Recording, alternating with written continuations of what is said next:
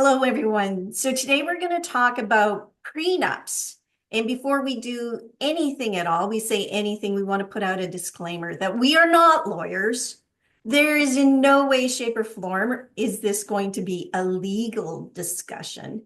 This is more about the emotional part of prenups, and the practical side of prenups.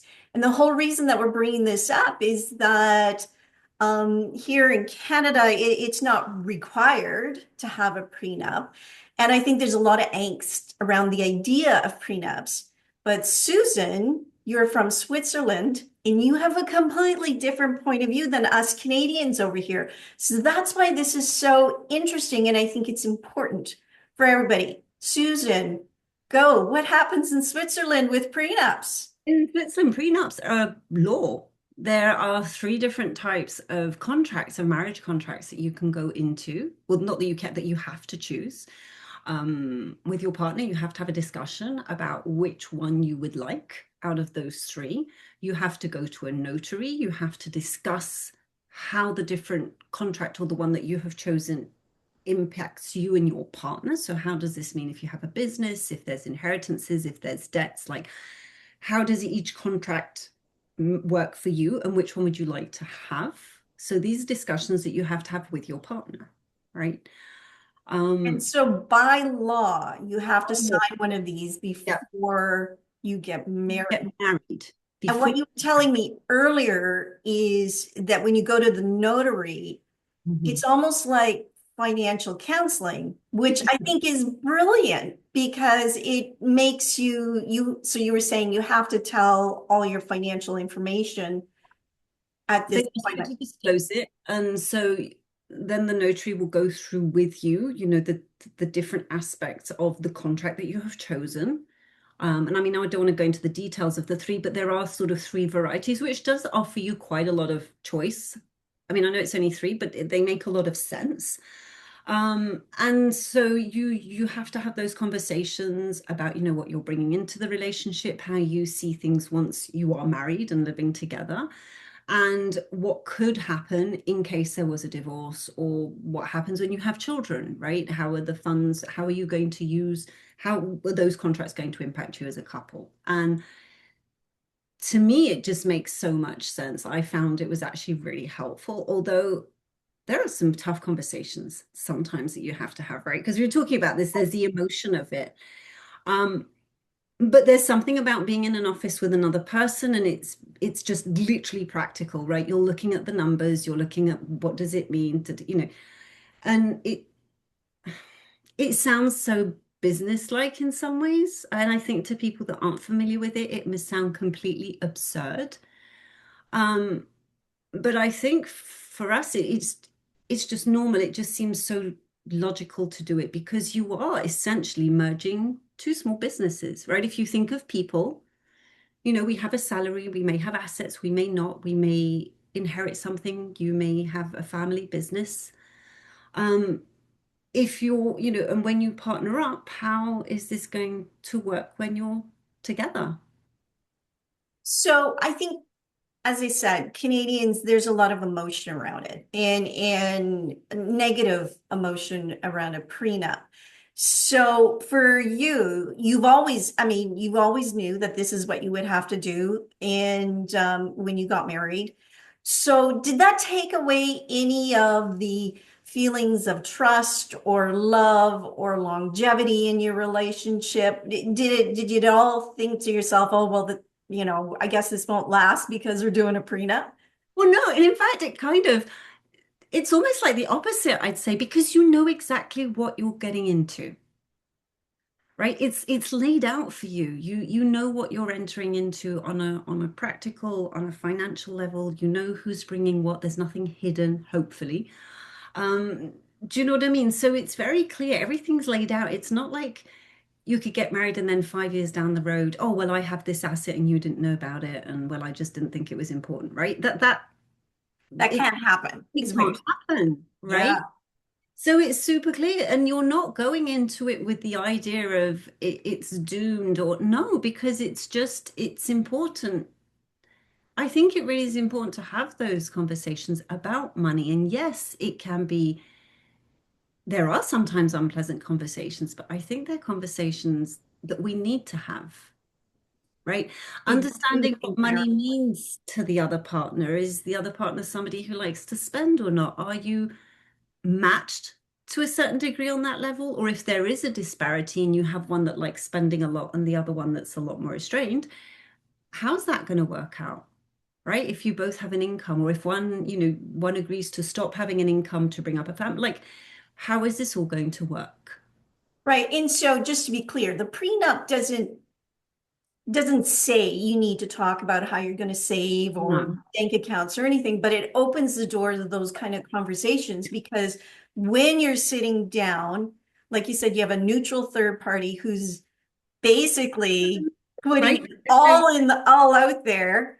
Uh, Laying it and all out on so the table. now you really, if you've seen what the other person has, and it promotes conversations, which I think is so important because money is Dress up. a major stressor. I think it's like the number one stressor for people, and we not a lot of people want to talk about it. It can be embarrassing. Well, Um, this is it. And I think that's what it does, is it takes away that embarrassment, right? This yeah, is where you're at. This is where I'm at. There's no shame in it. It and like, again, I know it must sound so cold and sort of factual, but in some ways it is, but it does bring up all sorts of things that you didn't know or that you didn't think of. And you can have, if you want to, you can have those conversations. Maybe some people I'm sure don't, right? I'm sure some people go to the notary, they get their contract done, and life goes on as before, right?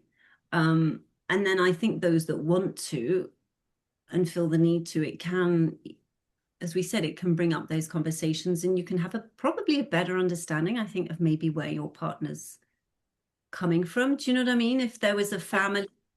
you know what I like about what you're saying, Susan, is that it really promotes equality, and maybe that's where um, it's harder here in Canada. I am I'm a Gen Xer. Don't And know what we are.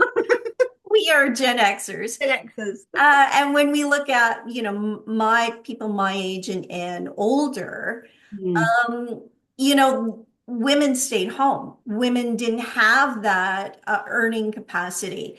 So it can put you in a very vulnerable position, especially if the person asking for the prenup is not um, it is not noble, I guess is the word. I mean, I know of a family member of mine whose second marriage and husband threw a prenup down a week before the wedding and essentially threatened the marriage to call the marriage off if it wasn't signed. And you hear those sorts of stories. makes you scared, and I get it. Like when it's framed Very scared. and structured like that, then it is scary. Like I don't think anybody would like that, because again, you're about to get married, you've never had the conversation, and suddenly you have this thrown at you, and you're like, well, hang on a second, where did this come from? Right. And I And think, then there's do you not really love me? Is it only right, about the money? yeah. It can feel very, very vulnerable, and unsafe to have that. Uh, Mm, and so I think that's where the negativity of the prenups come. sure. And unfortunately, there are a lot of bad examples of people who have done that. They've basically blackmailed the partner into signing. And I know that sounds like a horrible word, But it's true. but it is true. And They get unfortunately, coerced and they get pressured, and they're like, well, if I want to stay, and then they already, I think, enter that relationship feeling trapped right. consciously, right? And it's like, okay, I'll sign it because, okay, you So know. now you're starting the relationship with a lack of trust, Mm. with a feeling of being scared, not being able to be vulnerable, have feeling like you don't really have security. So, and unfortunately, more women are put into that place. And again, I think we're looking more at the older people. There's really no stats on this because it's not legal. We tried to look it up, right? And we neither Yeah, could find anything. But I think what we did both find is that the younger generation, especially the women who are earning, who may already have assets coming into the relationship, are looking to have these prenups, right? And again, it can be, as we were talking beforehand, there's a practical aspect to it because if one of the partners comes into the relationship with a certain amount of debt, the other partner's assets could be at risk. So you want to, as a sort of a unit, you want to do what's best for your unit, right? And so if that means having a prenup that actually protects the other partner's assets and things that you have, isn't that worth it does promote those conversations saying, okay, what do we do with this? Right. It does. And you think about people are getting married later in life, second marriages with blended families. That's Precisely.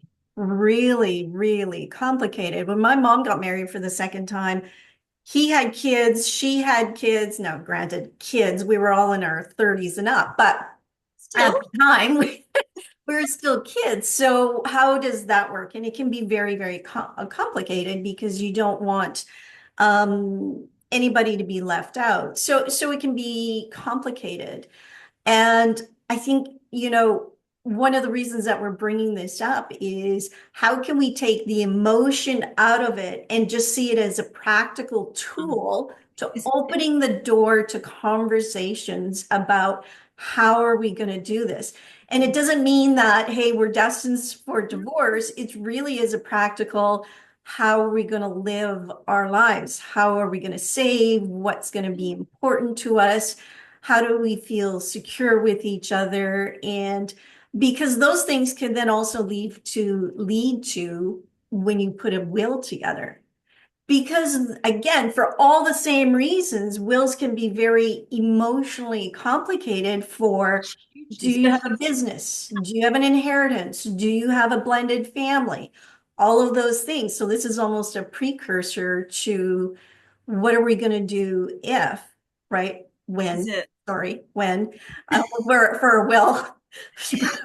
Yeah. And see, and these come into that conversation, right? The whole idea of this 100%. also comes into it. So you you do start, there's a lot of clarity. And again, it sounds very heartless and unemotional, but a relationship isn't just the emotional, right? There is the practical aspect. And I think if you have that practical aspect, you've discussed it, you know more or less where the other person stands.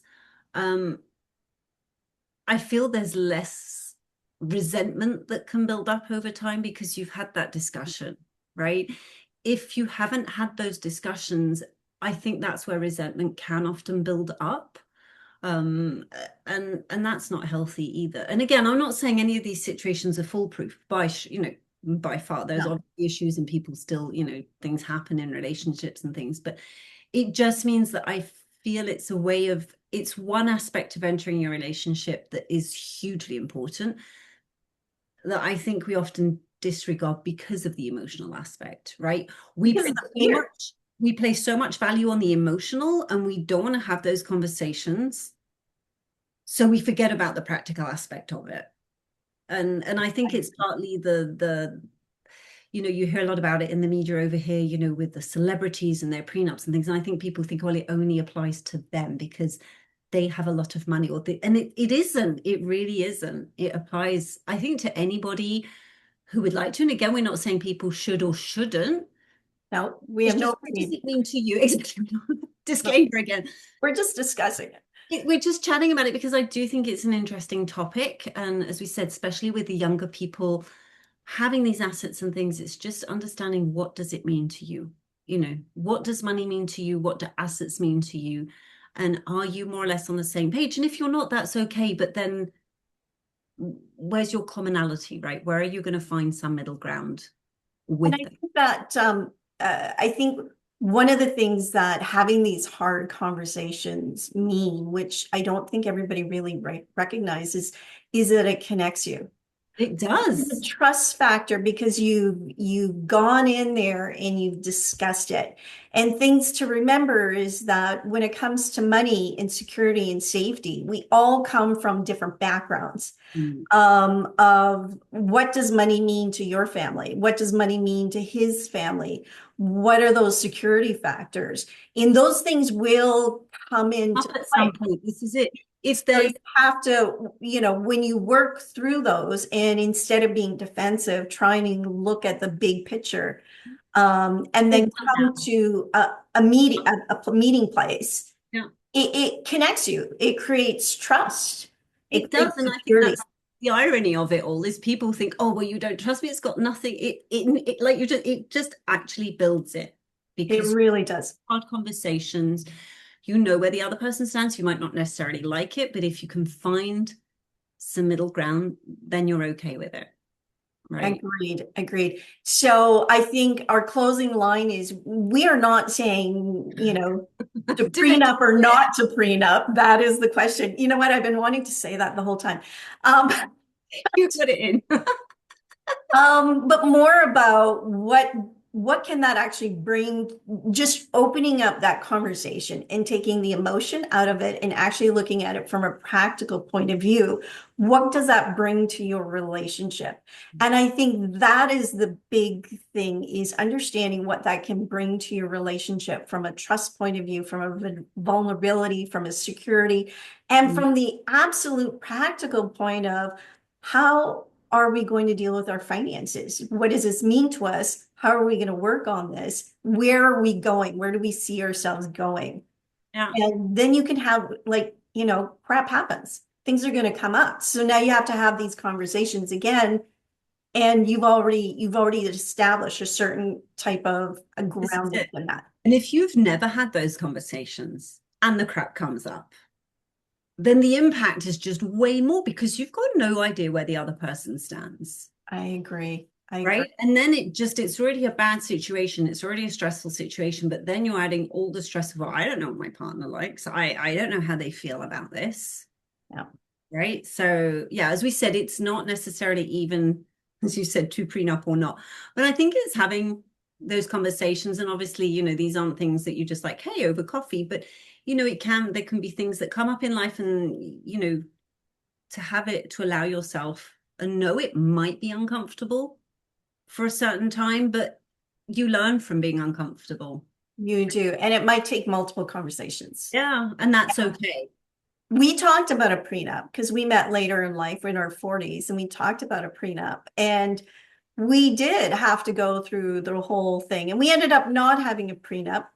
Um, but it was multiple conversations and brought up a lot of stuff. And afterwards, there's really a feeling of security and trust with that other person. We are on the same page in so many places. Yeah. And so we felt really comfortable with our decision, but it brought up a conversation. And it does, and it will. And I think to anybody listening, these conversations do bring up issues that, I think we need to talk about. So, yeah, I let's agree. I see where agree. that goes. All right. So, if you guys have anything to add, and remember, we are not lawyers. Please don't mail us Oh, because of the legality of it. We don't know. We're talking about practical stuff and the emotion that goes around it. If you have anything to add, we'd love to hear it in the comments. Otherwise, we wish everyone a great day. you certainly do. Have a great afternoon, everybody. Bye. Bye bye.